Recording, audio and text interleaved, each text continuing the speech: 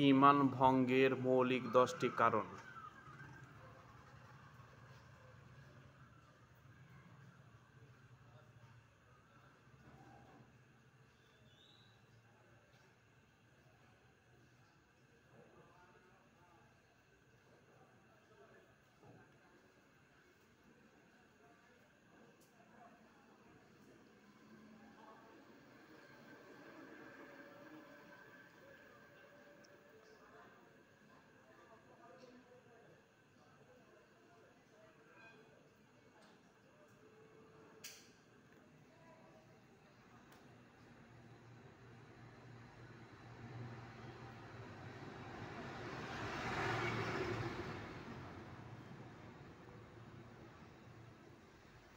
তাহলে ঈমান ভঙ্গের মৌলিক 10টি কারণ সমূহ হলো: 1 নম্বর, আল্লাহর সাথে শিরক করা।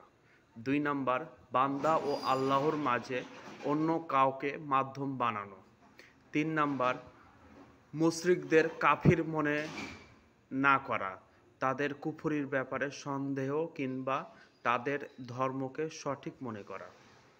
4 নম্বর, রাসূলুল্লাহ সাল্লাল্লাহু আলাইহি সাল্লাম এর আনিত দ্বীন ব্যতীত অন্য কোনো জীবন ব্যবস্থা কিংবা আইনকে উত্তম মনে করা। 5 নম্বর, দ্বীন ইসলামের কোনো বিষয়ে বিদ্বেষ পোষণ করা। 6 নম্বর, দ্বীনের কোনো বিষয় নিয়ে ঠাট্টা মশকরা করা। 7 নম্বর, কিছু অর্জন কিংবা বর্জনের জন্য জাদু করা, ব্ল্যাক ম্যাজিক, জাদুর ওপর সন্তুষ্ট থাকা, মনে প্রাণে জাদুকে পছন্দ করা। 8 নম্বর, মুসলিমদের বিরুদ্ধে কাফেরদের সাহায্য সহযোগিতা করা। 9 নম্বর, কাউকে শরীয়তে মুহাম্মদ সাল্লাল্লাহু আলাইহি সাল্লামের ঊর্ধ্বে বলে মনে করা। 10 নম্বর, আল্লাহর মনোনীত দ্বীন ইসলাম থেকে মুখ ফিরিয়ে নেওয়া। তাহলে ঈমান ভঙ্গের 10টি কারণ।